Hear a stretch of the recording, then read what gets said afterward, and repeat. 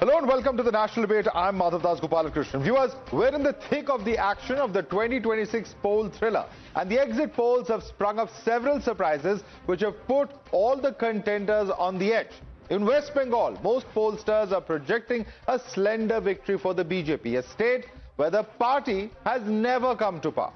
A victory here would further weaken the anti-BJP forces in the country with the fall of one of the strongest anti-Modi voices. In Tamil Nadu, it's still anyone's election as pollsters have largely predicted a DMK victory. But many have also projected a strong opening for Vijay's TVK. Could that completely alter national politics as well? Or could the DMK return to power and become one of the leading voices of the India Bloc? Further, what's the future of the India Bloc itself following these polls? After all, we saw how Rahul Gandhi attacked some of his own India Bloc allies in the build-up to the polls and wasn't even seen on stage with Stalin during the Tamil Nadu campaign. So how does the 2026 thriller affect the national picture? That's what we are going to be decoding today on the National Debate. Let me introduce our panelists here in the studio. We have with us R.P. Singh, who's national spokesperson of the BJP. Also with us is Subhrashtra, founder of the CHURM. JVC Sriram is with us, political strategist. Also with us here in the studio is Rashid Kidwai, senior journalist.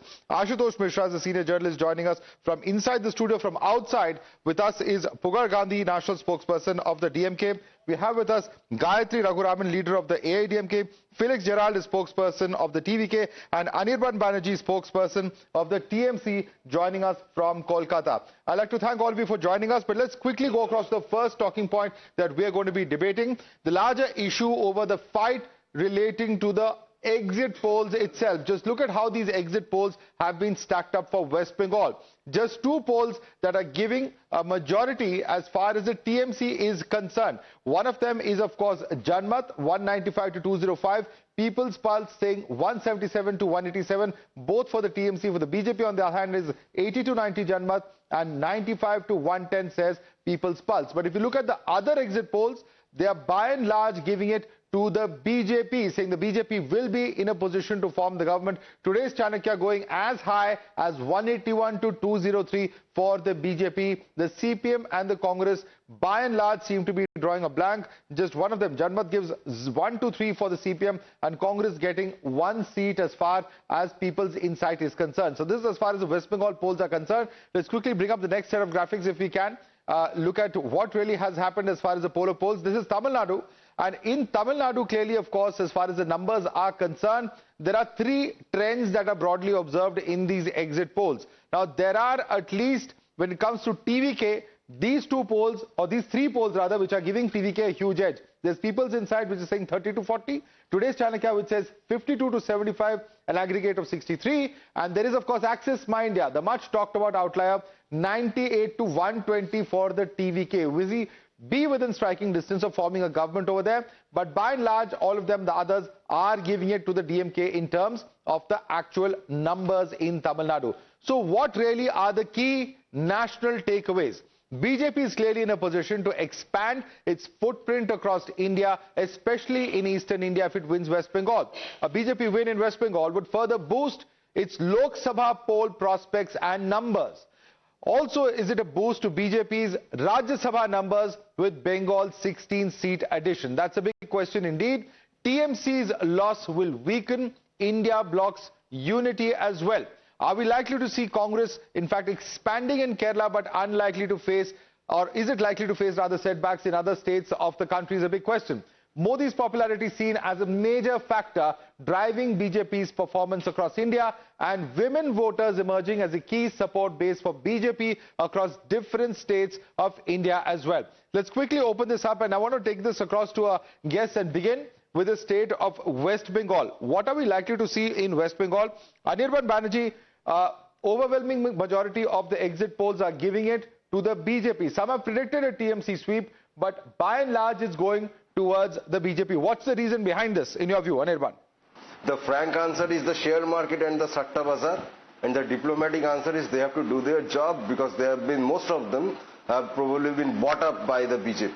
Because what we have seen for the exit polls in the last, say, 3 elections, for that matter, even in 2021, these were almost the same numbers, with the BJP being predicted at 120, 130 odd seats. Even in 2024, they predicted BJP to be somewhere around 30 seats, that is Lok Sabha seats.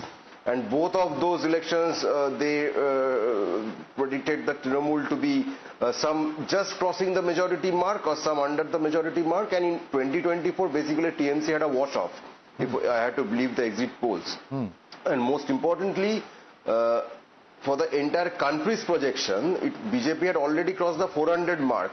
And what we saw was a huge jump, a spike in the share markets, some of the leaders making huge profits, etc. And then after the results were out, the share markets were back to normal and everything. So therefore, the honest answer is, it's the Satta market, it's the share market, it's all those kind of shady dealings going on.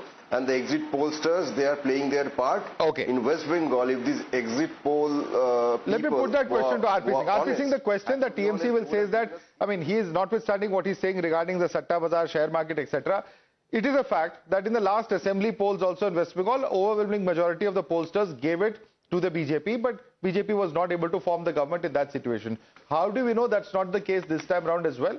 Is perhaps a valid question going from what Anirban is saying. Madhav, I have two things to say here. One, I was on ground in Bhawanipur itself, and I have a picture which probably your cameraman can show it here, if we can zoom in here. A picture of empty seats, vacant seats in Mamata Banerjee's rally. And it's not fake, it's not AI. I can send you a picture, please, you can have it verified again. What does it show? This empty seats. Empty seats, okay. In the Mamata Banerjee's Nukkad meeting, not a public rally, Nukkad meeting in Bhawanipur. So this is the state of affairs as far as the ground goes. Otherwise also, you have just seen last 2 days itself, yesterday also, the sort of panic which is there in TMC. I mean, oh, the EVMs are being rigged, the strong room is being tempered. I mean, all this is a panic mode. Otherwise, I mean, everyone knows that everything is on a CCTV footage. Everyone can see that. But no, you have to create alibi, or you have to create reasons after, how do you face the people after you lose election. So she is already building up her face after losing election, as per me. Okay. Is that what's happening? In your view, Ashutosh Mishra, that Mamata Banerjee is already trying to find an alibi, as RP Singh says? Two things I would like to say here. First of all, what Anirban said, I would like to add to that. One of the exit pollsters said that 70 to 80% of the voters are unwilling to talk to the exit pollsters. So I would take the exit polls with a truckload of salt. I have that down. And when Mr. Singh talks about panic, we are also seeing videos where BJP workers are stopping trucks and saying that EVMs are being changed and this and that. Why is that happening? I mean, where have EVMs being changed? Where was it? There is a examples, please. There is a I don't remember the place, but there is a Sardarji who is stopping up TMC. Sardarji in West Bengal? Yes, in Bengal. In West Bengal. I'll tell you that. His name is Bittu. You're right. I wanted you to comment on that. His name is Bittu. He's from Bhawanipur. He's next to that Balwant Ka Dhaba. There's a scene. There was a truckload of TMC worker being carried. He said, you can't allow this to happen. I mean, for the strong, after election, carrying them towards the strong room. So that's why he said, we won't allow this to happen. There's no panic. I mean, it's a very genuine concern. So if the panic is, Mamata Banerjee is saying that I'll go and halt and then be stationed at the counting center. Okay. So if you just let me complete what I was saying. Yeah, let Anirban come in because it's a TMC specific point. I want him to comment on this. Yes, Anirban. For a bit.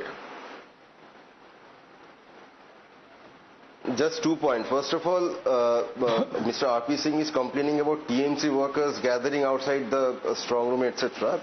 But whatever it might be, they are all from Bengal. What we have seen from the BJP members, there is a person, his surname is some Prajapati, he is from Gujarat. On camera, he said, yes, I am from Gujarat. This is a free country, therefore I can go anywhere. This is on camera, and he is a RSS person. He was distributing leaflets of the RSS and etc. Worked for the BJP. He is not even a resident of West Bengal, but he has come to West Bengal as if he has campaigning from outside the state. And number two, just a minute, don't panic, sir. Don't panic. Point number two is, if the don't panic, sir. Don't panic. You are not going to become the minister in West Bengal. Don't panic. point number 2 is, if the BJP is so sure of the exit polls and their own performance, my Honorable Prime Minister had stated that you vote for me. Even in an assembly election, he's asked the people to vote for him. Fine. Will he commit on camera that if BJP does not win the election, if the people do not vote for him, if they have not voted for him, will he resign from the Prime Minister's post? Will he take that challenge? You know, I think this argument, of course, you've heard many times. Subrasha, you want to come in on this? This argument coming in, Prime Minister should resign if we lose West Bengal. I mean, we've seen many state assembly elections before. Winning or loss does not mean that the Prime Minister resigns. I've not heard of this before. Yes, absolutely. And I think it's that classic BJP versus TMC conversation, Madhav, that has been going on ever since the elections were announced. So let me not get there. I think identity and governance was largely has largely been Mamata Banerjee's narrative, and she was able to control the narrative for quite some time, except in the last few weeks of the elections, where BJP pushed back on her sort of stand on Bengali subnationalism and gave an alternate model of Bengali nationalism by invoking all kinds of icons. Now the problem is cultural legitimacy. This election has primarily been about cultural legitimacy in Bengal. Who is the authentic Bengali? I do think Mamata Banerjee still has an edge there. However, these kind of conversations about, you know, strong rooms and war rooms, etc. Look, I've been in the business of political consulting for too long to put it out that there are minute level coordination needed till the time results are announced. So of course people are going to, you know, man the strong room, and this is very wrong on part of TMC to say that workers were flown in from XYZ, cities or states to do so. I mean, genuinely India is a free country. We have freedom of movement in this country. One can campaign for anybody, anywhere. And I don't need to tell TMC the kind of political consultants they have hired. And if we were to, pin down and ask them to reveal the sub-regional identity of each one of them, they are going to be there for a shock. Okay. What Mamata Banerjee has, there are a lot of merits to Mamata Banerjee's governance, and one can, neutrally talk about that. Okay. I want to bring in Rashid. Rashid, is this in this rush to, make it about Bengali identity, Bengali pride, language, food habits, whatever we've seen through this campaign, is this now taking things a bit too far? Because at the end of the day, if he says that people are coming from other states to campaign, it's a free country, as she says. There's nothing illegal or wrong about it. But Madhav, we must understand that regional aspiration is a very legitimate, right of a citizen or a political party, and it's there. It was there when Mr. Narendra Modi raised the bogie of Gujarati Asmita. And it was there in full display, and it benefited him. So what is good for Mr. Narendra Modi in Gujarat is bad for Mamata Banerjee in Bengal. So there are double standards. No one's saying that, of course. Everyone is entitled to say that, but absolutely. How far will you stretch that example? See, there are in elections, there are certain protocols are there on the day of polling and election. The outsiders are not supposed to be there. Perfect. In fact, they're supposed to leave that place. Perfect. All these things are there. After that. This is where... But after that? After polling? After polling, that is where the election commission comes in. What is the rationale when the voting has taken place on 29th? What is the point of, having a, vote count on the 4th of May? Why so much of rest day? In the 5-day test matches also now there is a rest day. No, but that has been, there about 3 to 4 days is normally the gap that is there. No, but why? In fact, last year there was 1 month. In fact, last time between Kerala election there was about a month's gap. People in Kerala were complaining, why is there 1 month, why should we wait? Absolutely. So 4 to 5 days, I don't think it's such a big deal. Look, I'm not contesting that. When I'm saying when the elections are over on 29th, when we have a EVM counting machines, the election counting should have taken place in next 48 hours. There is no explanation. Let me bring in JVC. This gives a kind of for chaos. Up to the best of my knowledge, it requires about 24 hours, particularly from rural areas, to ensure that it reaches a strong room. And makes it similarly to reach the counting day. JVC, okay, is that a valid question at all towards the conduct of election? I don't think. See, probably according to what we have seen in the last, say, several years, the counting should have happened on Sunday. It has been shifted by 1 day, Monday. And there could be some reasons for it. And I don't know what is the reason. Because if you look at it, no, it's nothing of that kind. What happens is, even in Maharashtra, Delhi, I'm talking about Bihar, all these places, Wednesday, the voting ended. Saturday or Sunday, the results came. Now here, the Wednesday, the voting ended. And probably by Monday, they're doing it. I'm not seeing I also don't know why. I was also expecting a Sunday results. But it is Monday. That should not be a big issue. Making it a big issue when development is in the backward, as far as Bengal is concerned, There are so many issues which are there. And unfortunately, this election is being fought on issues which are non-issues. What are they talking about? If BJP comes to power, fish will be banned. Fish will be banned. We have separate of our guests joining us from Tamil Nadu as well. Let's quickly get in our guests from Tamil Nadu as well and quickly bring them in on the national picture as well as far as Tamil Nadu is concerned. I'm going to come across first and foremost to Pugar Gandhi of the DMK. Pugar Gandhi, this is an election in which Vijay is going to make a splash, is what several exit polls are predicting.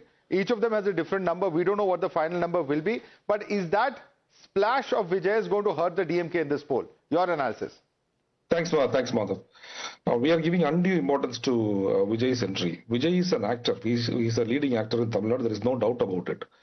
But whether he can become a good politician is a one which the only time can tell. As far as his political setup is concerned, or his fan base is concerned, it is just a frenzy mob which is masquerading as a political party. That is the behavior of that particular mob. If you see in the past, say for example 6-7 months, they don't have any direction, they don't have any ideology, or they don't have any professionalism. So with this level of an uncontrolled mob, whether Vijay will be able to make an entry is a big question mark.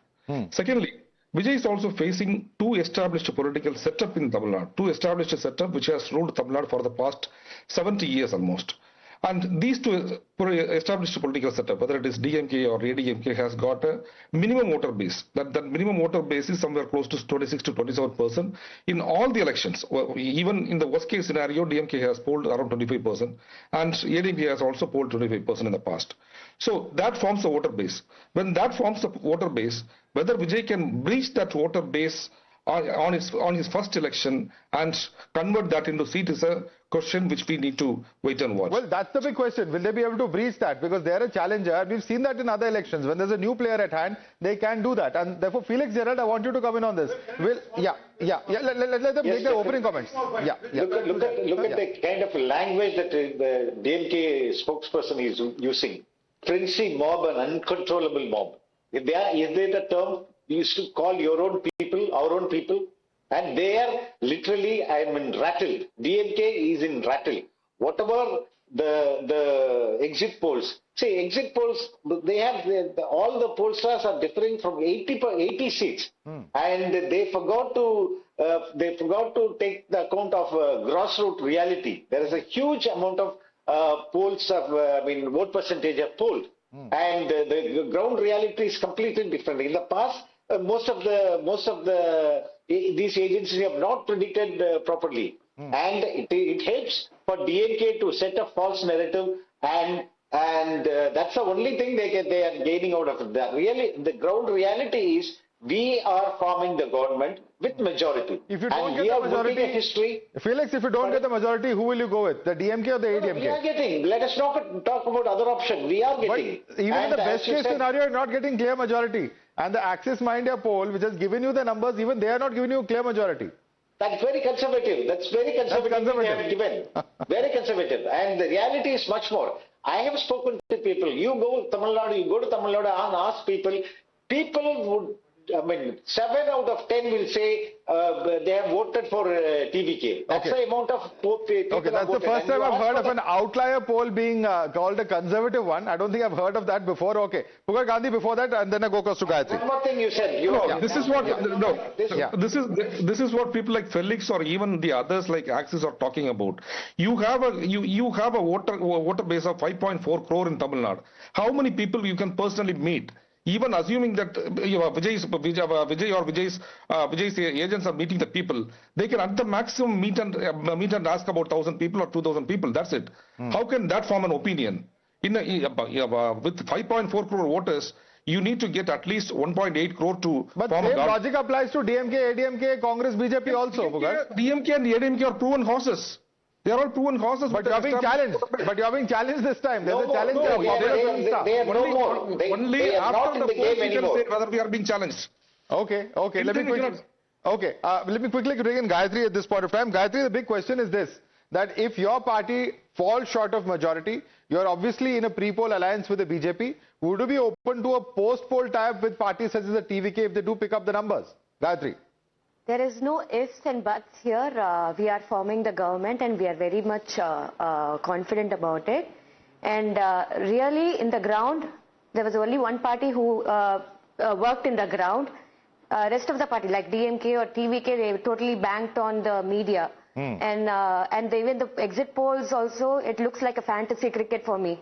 So they have their own personal favorites and they want TRP to go up. That's some of the polls are like that.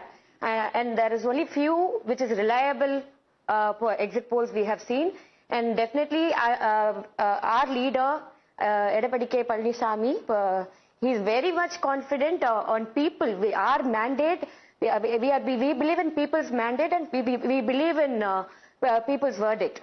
Okay, Gayatri, we have one of the few exit pollsters that has predicted ADMK BJP victory in Tamil Nadu, and JVC Sriram is here with us. JVC, would you like to respond to Gayatri, who says that it's cricket fantasy, it's according to personal whims and fancies that pollsters give out results these days? Would you like to respond to it? I think, I think people will keep, political parties have their own considerations and they will keep saying, and we keep doing our job. We get right some, we get wrong some. Okay, as long as when we get wrong, we go back to the drawing board, look at where we have gone wrong, what we could have done better, and we've incorporated. It has happened to me personally. After 2024 Lok Sabha elections, after the disappointment, I came back in Maharashtra. In times now only I presented the numbers. Again in Delhi, again in Bihar, we presented the numbers, knowing pretty well, because there are several things which can go wrong. But we have to ensure that our job is done well. Say Bengal, somebody was saying that, they were not able to even, one pollster said he's not able to get answers from people. Now, Bengal is a place where people talk. In fact, people can give maximum talk only in Bengal. I should not be using such words. It's intellectual, that's all. Okay. But our team found difficulty. We found it difficult initially. Then we had to change the strategy. We didn't do the exit poll. We had to do a post poll. What does it mean that we didn't ask in the booth? We ask them to go to the areas, common areas, and ask there. So there are many methods. As far as Vijay is concerned, I think let's understand, Vijay is a phenomena as far as Tamil Nadu politics is concerned. Including me, I had said he is going to get around 20% votes. The reason is because I have made my calculations now between 7 o'clock and 9 o'clock, because Vijay's fans are first day, first show fans. Okay? So between 7 and 9, whatever polling happened, 75% of the polling went to Vijay.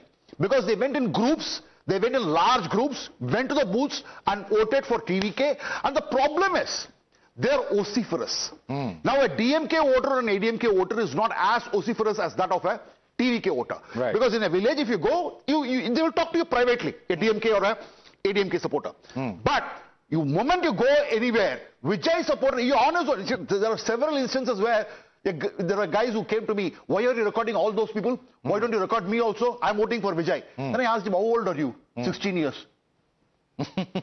Okay, so the vociferous Vijay voter, is his voice being recognized because he's more loud than the other traditional voters? You agree with that contention? So we have an example, Madhav, in 1989, first election after MGR's death. There were two, AIDMK parties were there. One was Jayalalitha, a lot of hype. Other was by Janaki Ramchandran. And the DMK won without any hype because they were able to hold on to their base vote share. And Congress was also there, Rajiv Gandhi was also drawing crowd, but the victory went to DMK. Right. And therefore, I see in this election also, the hype is there with Vijay. He may get votes from AIDMK kitty, but the victory will be of DMK. Okay, victory will be of DMK. Clear victory. You agree with that contention? He might get a vote from AIDMK kitty. No, but his contention is it's the anti-DMK vote that's being split. That is the contention. Anti-DMK vote will go to TVK, I accept. But let's understand, I remember Vijay Kant's captain, when he contested first time, he got some 10% vote also. He also got 10% vote. Okay. And then the big bang, the captain is coming, captain is coming. I'm not comparing him with Vijay, but even then, he was equally strong. Okay. So let's wait. It's too early to write up the main political parties. Okay. Let's quickly look at the next talking point before we quickly go across to our other panelists as well. The next big talking point is, of course, how BJP has grown in the state of West Bengal over the past several decades. 2011, in fact, it had got about 4.06% to 110.36%. In fact, that's the kind of growth that they had grown. In 2016, of course, then up to 10.16%, a 150.25% growth in 2021, 37.97% of the vote share and 273.72% of growth. This is the source that is the ECI has in fact given out. Now, in fact, this is how BJP has grown in West Bengal from the margins to the main stage. In 2011, in fact, in terms of the seat share, in fact, the absolute growth in seats, the numbers, of course, we'll just have to quickly update over there because I don't think this is the exact numbers that we have. In 2016, the seats won were 3. The seat share was 1.02%, and in fact, let's quickly get in 2021. Seats won was 77. Seat share then at 27.19%, and therefore the growth in seats absolute was much higher. Let's quickly, of course, look at why Bengal matters for BJP specifically. The first reason is that it's one of the last big states where BJP is yet to win, nationally speaking. There's also the fact that a victory in Bengal weakens the India alliance further. The third reason is that it weakens one of the prominent anti-Modi voices that we have been saying, also could pave way for Bengal's first ever BJP chief minister as well. Further reduces India's footprint, nationally speaking, is reason 5. So let's quickly also get in how women have voted, particularly in the recent past. How women voted in 2021. This is Nari Shakti and the ballot impact. When it comes to TMC's voters, when it comes to upper caste women, 45% for TMC, 43% for the BJP. OBC women, 36% for TMC, 54% for BJP. Dalit women, 38% for TMC and 53% for the BJP. This is Adivasi women, 49% for TMC and 38% for the BJP here. And when it comes to Muslim women, 75% for TMC, 5% for the BJP. CSDS Lok Niti numbers that are there. And let me quickly take this across to Anirban. Anirban, very interesting statistic here, because despite the fact that Mamata Banerjee is present, there are large social chunks where women have voted, if not the same, perhaps even more for the BJP. Will that be repeated this time around? Anirban. The entire vote percentage that the BJP has received since 2019, it's almost 90% of the left front. If you look at the numbers, the voting percentages of the Trinamool Congress from the 2011 elections, they have more or less steadfastly held on to their own vote percentage, the base voters, at around 43% average. In 2021, it went up to 48 point something. In 2024, it was again around 44, if I'm not very wrong. So the TMC's vote percentage has always been around at that 43-44% mark. And on the other side, it was the left front that basically conceded the entire political ground to the BJP from the 2019 general elections. And from there on, you have seen the rise, the significant rise in numbers of the BJP. And therefore, if the left front manages to get back even 2% of their own votes, the BJP will basically go back under 50. They do not have much significant penetration in the society of West Bengal, let alone whatever the political allegiance might be. They are a complete outsider regarding their political culture. It's not about being an opposition party. It's not about being bringing your own political agenda that is different from that of the TNC or the CPIM or the Congress. It's their political history, their political culture that is in complete contradiction with whatever Bengal stands for. There have been multiple parties in West Bengal. They have competed against each other. There have been bloodshed even due to political reasons, I'll give you that. But never ever has a party come to our soil which is complete, not just incompatible with our soil, but basically they have an internal hatred for Bengal. They simply want to capture the power, big words but being used. They have no big love words being used. RP Singh, you want to respond to that? A party which has internal hatred for Bengal. Do you agree with that? Sandesh Khali, Archikar, Durgapur, South Kolkata, Chatrangachi, hatred for women in Bengal. And ho gaya to ho gaya. This used to be dialogue of Mamata Banerjee after every rape incident. So this shows what sort of love he has for Ma in Bengal. But coming to the issue, he was talking about the percentage of vote.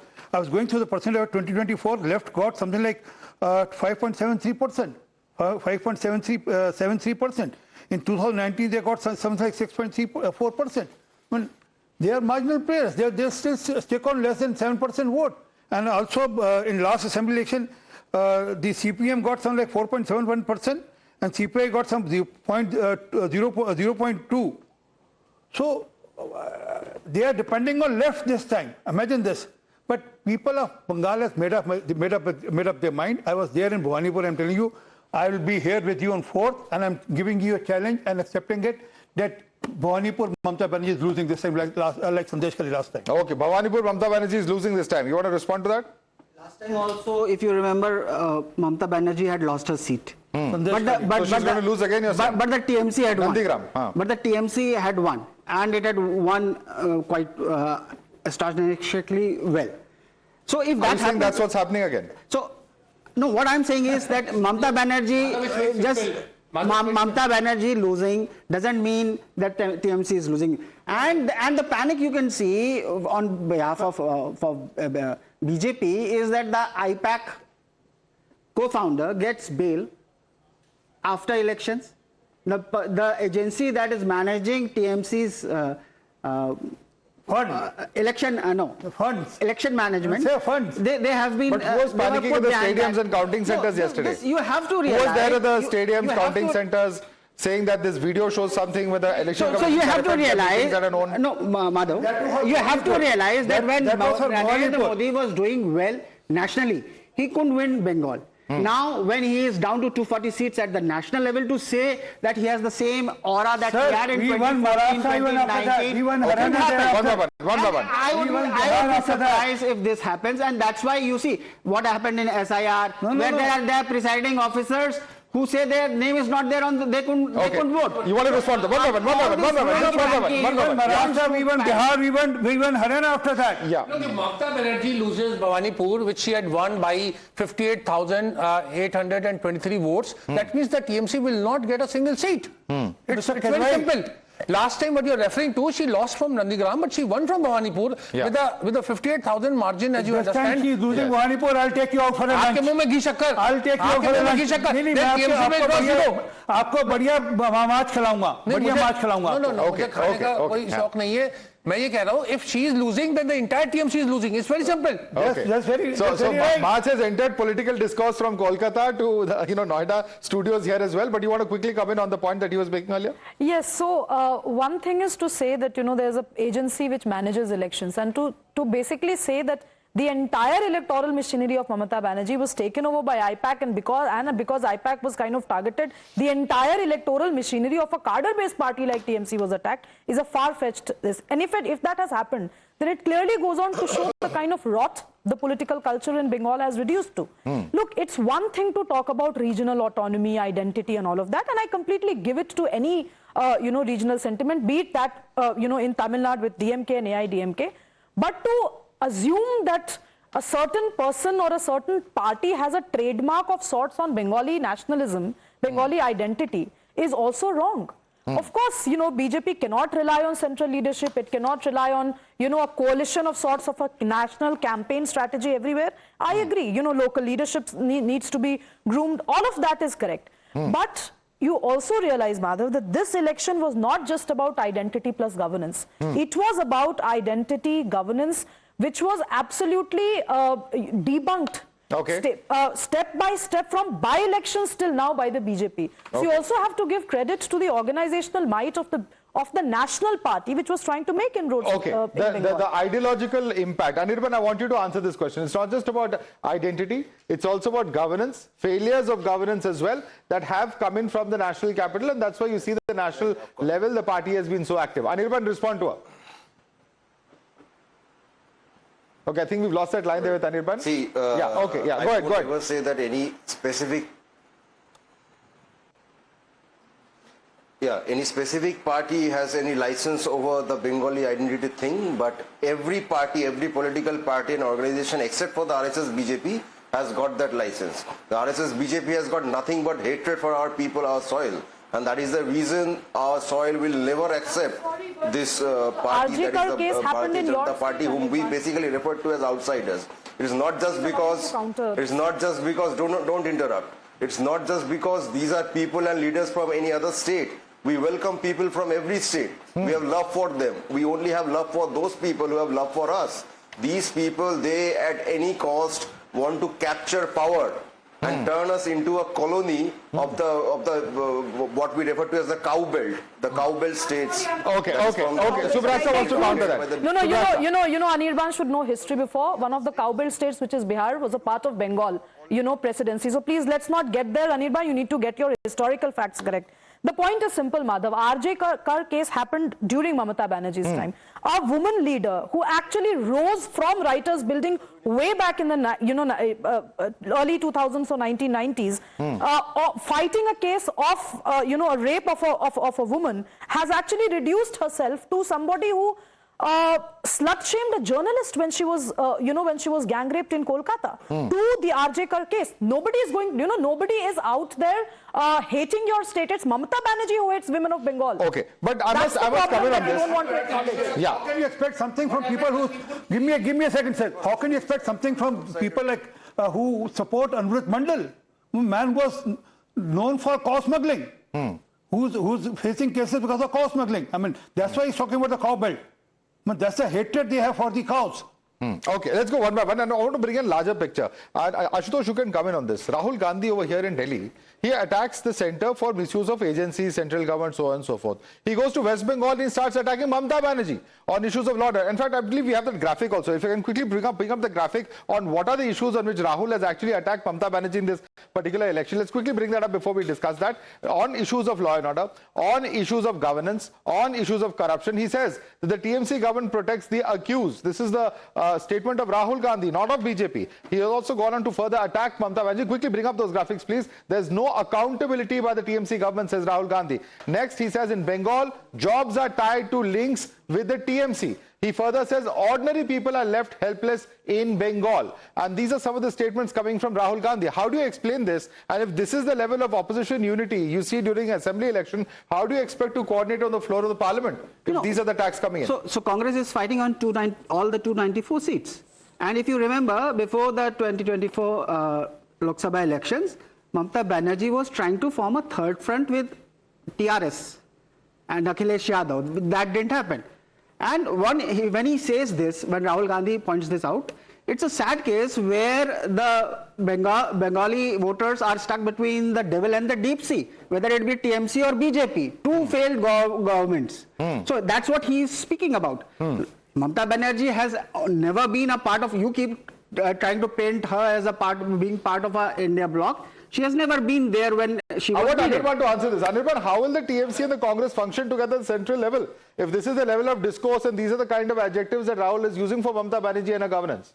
2029 general elections, the opposition will be led by Mamata Banerjee. It won't be the Congress, it won't be Rahul Gandhi. There you have it. You have to win elections, you have to stop the BJP, and for the other parties, apart from the Congress, in the India bloc, they rely on the Trinamool Congress, they rely on the leadership of Mamata Banerjee, and it will be her who is going to lead the fight against the BJP at the national pan-India level. Okay, Rashid, quick response. I'm coming to you as well. The point, if Mamata wins, the four-time chief minister, she will be definitely a contender. I am glad that the BJP and national media is giving so much importance to Rahul Gandhi's statement. What is Rahul pointing at? Rahul is also pointing at Mamata Banerjee's own track record of aligning with the BJP, not once but twice. As Mahajot, she was a minister in Vajpayee government. Okay. So but the fact that the BJP is clutching to that, Rahul straw, that look, this is what Rahul has said that she will lose. This I find it very amusing and interesting. No, it's not just BJP. I think it's all there for all of us to see. Shubrashta. I think I was just making notes about what this means for national politics.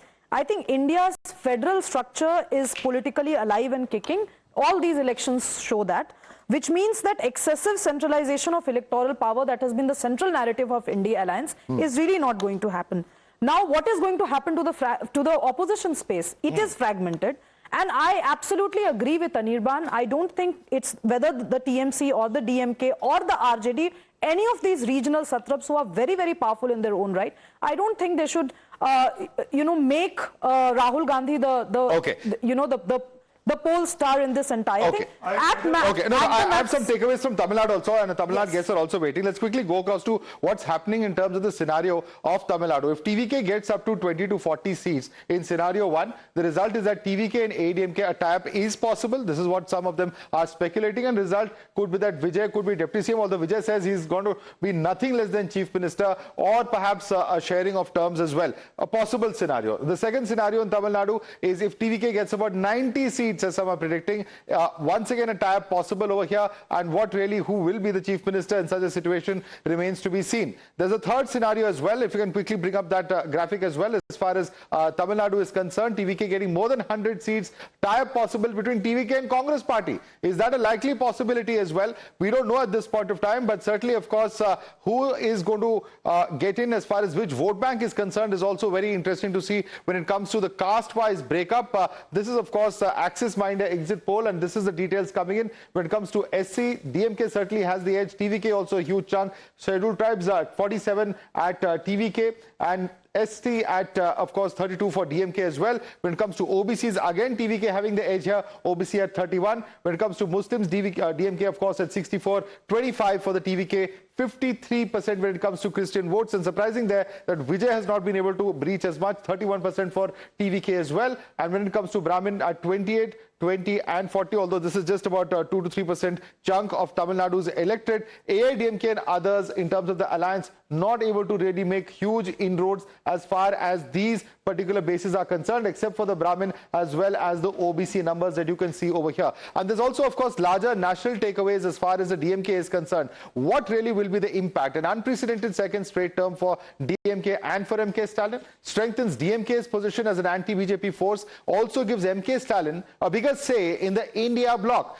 Is there going to be an alternative alliance coming in is a big question. Regional pride plank gains traction in the south as well, further boosts India's anti-delimitation pitch as well. Let me quickly take this across, and I want to go right back to Pugar Gandhi. Pugar Gandhi, the question on many people's minds is that, like Anirban of the TMC just said, that it's going to be Mamata Banerjee who's going to lead the alliance. Are we looking at Stalin also playing a role? And the friction between the DMK and Congress is not something that is hidden from everyone. That's quite clear. Is that going to impact on national elections and national politics as well? No, I don't think so, because currently the relationship between Congress and DMK is very stable and stubborn. So both of them together fought the elections, and we are waiting for the results. So there is no difference of opinion between Congress and DMK anymore.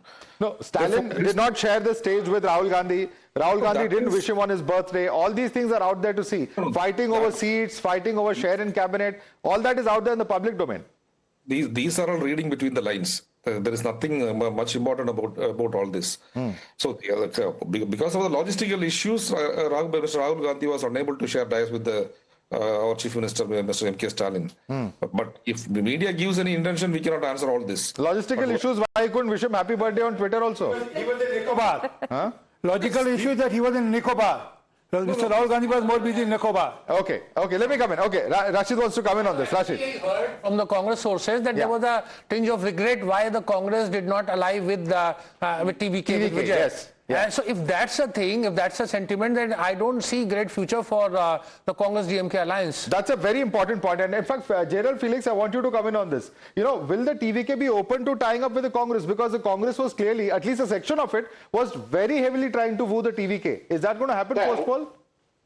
One thing I can definitely tell you that the Congress is not happy with DMK and TMC is not happy with DMK. TMC, Mamata Banerjee is calling BJP B team. DMK as a BJP B team. And you know, there is an open rift between Rahul Gandhi and the DMK leadership. So there is no question of, hung assembly and things like that. We definitely, you will understand on the 4th of May that we are forming with majority. So there is no question of, post-electoral alliance with DMK or Congress. But definitely this is going to be a very big new start for the entire country. Okay. A new change is going to come from Tamil Nadu, that it is going to spread across the nation. That you will witness. New change in Tamil Nadu, but how will it alternate the politics in the national capital? Will Mamata Banerjee then lead the alliance? Will DMK be part of the alliance? And is Congress going to be kept out of it? That's a big national impact if that happens. The bad news, there will be a crack.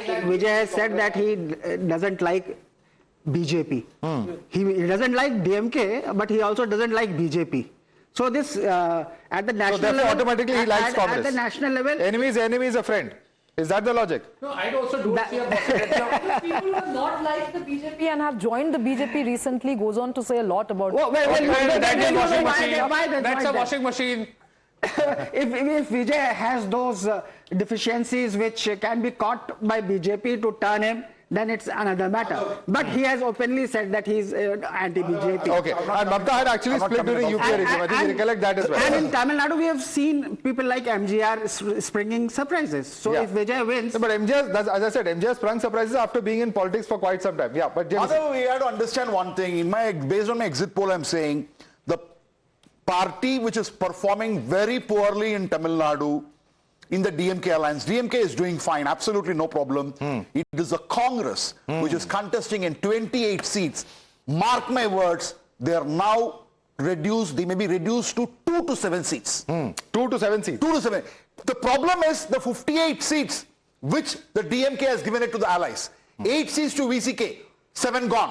10 seats to DMDK, 9 gone. And 28 seats to... So Congress... No, but why? Are you saying that the vote transfer is not happening between the allies? What's happening? Absolutely. See, SC votes have moved completely from VCK to TVK. Christian votes have partially moved from Congress to TVK in South.